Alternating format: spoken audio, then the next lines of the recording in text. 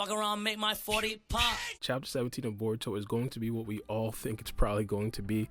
The new Team 7, or I guess the regular Team 7 now, since Boruto isn't really a part of Team 7 plus Kawaki, but Konohamaru, Mitsuki, and Sarada, plus the two hidden sand ninjas, Yodo and Araya, versus both of the Shinju, Matsuri and Ryu. Now, of course, we all know Matsuri, her target is going to be Konohamaru, and of course, Ryu's target is going to be Gaara. One of the battles that has been anticipated for a very long time in Boruto has been Mitsuki versus Shinki. If you guys aren't as up to date, I'm pretty sure most of you guys actually are. The first time that they fought was actually during the tuning exam. During this battle, I kind of thought that Mitsuki would absolutely watch him. Turns out that right there actually did not happen. Shinki surprised a lot of people. Now, one of the things that was prominent with Mitsuki was that he couldn't necessarily go into Sage mode. He couldn't really tap into Sage mode, and there was a few reasons for that. Of course, he had like a shutdown button or something like that if people found out his secret, which was kind of weird. And of course, they never really explained that away in the series of Boruto, but we did actually get to see Mitsuki utilizing the Sage mode when he did go up against Boruto. And I personally believe that if a situation like this does arise where of course Mitsuki does actually utilize Sage mode, I think they will explain that away. Say, hey, he can now use Sage mode, it's mastered Sage mode.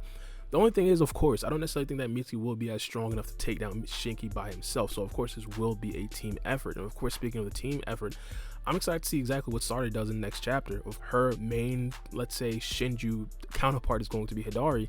So of course, her being on the battlefield, we do have to think about the possibility of Hidari actually showing up. One of the things that Kashin Koji did actually say in the last chapter was that if Jura showed up to the battlefield, you must run on sight. However, because Sarada is the target of Hidari, it's not beyond the pale of possibility that Hidari also pops up. And I think if that does actually happen, this would be a perfect time. I mean, an absolute perfect time to introduce Sarada's Mangekyo Sharingan. We've seen Sarada's Mangekyo Sharingan early, and I might even make a dedicated video about why we haven't really gotten to see Sarada's Mangekyo Sharingan yet. That'll probably be a rant, to be honest. But in a situation like this, I think that her Mangekyo Sharingan is probably going to be saved for when she actually does fight against Hidari. I thought it was going to happen the first time, but of course Hidari being revived opens the door for the possibility of them essentially fighting again. And I believe that that fight is probably going to be a lot more emotional, a lot more sentimental. They're essentially S tier and actually drawing out emotions, and of course this is going to be the manga when it first comes out. But of course, when this gets to the anime, I think that this honestly might be one of the best scenes of all time, the part 2 fight between Sarada and Hidari, which is Sasuke. But of course, no guarantee that he pulls up in the next chapter. I definitely do think that there is actually a very good possibility. Another question will be, will they actually die in this particular chapter? Talking about Matsuri and Ryu, it's going to be a big question, simply because one of the things that we did see when Hidari died was that he left back one of those soul keys thing. And in my personal opinion, of course, Jura, he values that a lot. So hypothetically, if things go swimmingly well, Sarada uses their Mangekyo Sharingan, starts blasting people, Sage Mitsuki is stronger than what we all thought he was because Boruto is just broken, and of course like Mitsuki's now like at the same power level as like Matsuri. Let's say all that stuff does actually happen, and of course they end up beating the Shinju. We still do have to worry about Jura potentially pulling up to essentially collect the soul key. And I think that right there is probably going to be one of the biggest problems if we actually do, let's say, defeat any of the Shinju. How are we going to obtain the soul key? Now, not only that, one of the things that we could also possibly look forward to is probably going to be Kawaki. In chapter 15, they talked about how he had limiters on his attacking abilities. And this right here, in my personal opinion, I thought we were definitely going to get to see at least some sort of continuation of that storyline in chapter 16. We did not get that at all. So because of that, I don't know, I could fall on both ends of it. I could say, hey, because they haven't really talked about it in so long, it's 100% going to show up in chapter 17. Or you could go with the idea that, hey, they're just in a completely different arc. And I understand that as well. One of the things right now in the storyline is that there was a mini time skip where, you know, Sarada and the rest of the team 7 plus the rest of the sand, they got together and of course traveled to the land of wind. I think that right there is a decent amount of time that we just haven't necessarily seen Kawaki for. So I think that unaccounted time that we haven't really gotten to see Kawaki, that could mean that currently Kawaki doesn't have his limiters. Like, I wouldn't be surprised if in the next chapter we could see a flashback and Kawaki just got his limiters removed. If that does actually happen though, I would not be surprised to see Kawaki on the battlefield. And again, I said this a lot of times in my previous videos as well, I damn near expect Boruto to pull up to the battlefield. So I think that this next chapter is probably going to be a really entertaining one. I think it's probably going to be more action, and of course directly spanning from this. Another thing that I want us to definitely keep a look on is going to be Kashin Koji and his predictions. I think his predictions are going to be significantly more accurate the more time goes along.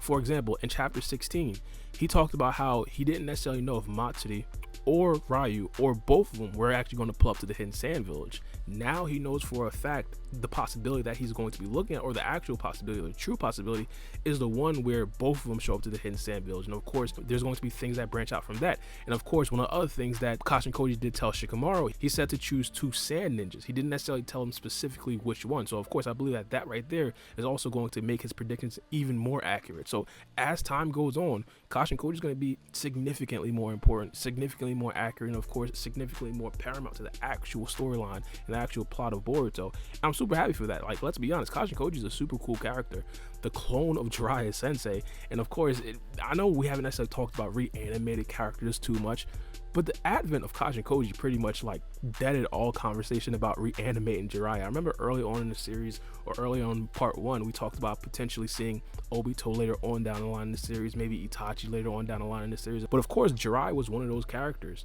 And I personally believe that, hey, I mean, with Kashin Koji, like, we don't even really need to see Jiraiya anymore. The only thing that I'm really excited for with Kashin Koji is to see him actually meet up with Naruto. When is that actually going to happen? And of course, it's all just predicated upon when Naruto is actually going to be unsealed. The next thing that's going to be super important, I think it's probably going to be the love triangle. Of course, Sarada and Sumire. This right here, my personal opinion, is probably going to be super entertaining for the fans, but I think it's going to have some plot ramifications as well. I do want to see exactly how they, make this important, because even in the last chapter, past that scene, Araya, Yodo essentially asked Sarada, is there a love interest in your life or something like that? So they're making this a storyline. In my prediction, I think that Ada will eventually end up with Boruto. In the last chapter, Ada essentially took what Kashin Koji said to heart, where he essentially said to follow your heart. He said something along the lines of that, but he was talking to Shikamaru, but Ada thought to herself, and of course the next scene directly was Sumire. So I definitely do believe that this is probably going to be like a love diamond at this particular point. They're definitely going to be expanding on this, and I'm super excited to see exactly how they make this entertaining for like a shonen. Like, I don't necessarily think that a writer like Masashi Kishimoto, if he was just penning it himself, would dive a lot deeper into this, but now he's getting assistance from a lot of other people. Now they themselves, I believe, could easily make this a very good core plot in the storyline of Boruto. Now, not only that, I think that Kashin Koji and Ada, they're going to probably be in the next chapter as well. Their communication, one of the things that we seen in the last chapter was that Kashin Koji was essentially on Ada's hair. It seems like they're all buddy. They know that each other are essentially doing good things for the plot and the overall good of the village. I personally believe that we should at least figure out how they linked up, how they communicated, and of course why they're working together. I think that this could be like a super important duo for the safety of the Hidden Leaf Village. One of the things I said on my podcast was that Ada has like the pre-sight to Kashin Koji's foresight, and this right here, it could be like extremely hacks for the Hidden Leaf Village, and something that could just make defeating the Shinju that much more easier. So I definitely do like to see exactly how they communicate, and of course who else are going to actually get some of these crazy abilities. Not to jump around, but one of the things that I'm super excited to see, exactly how Yodo and Araya grew. I talked about some in my previous videos how we don't necessarily have too much puppeteers. We don't necessarily have too much sound ninjas in the Hidden Leaf Village or core TBV members.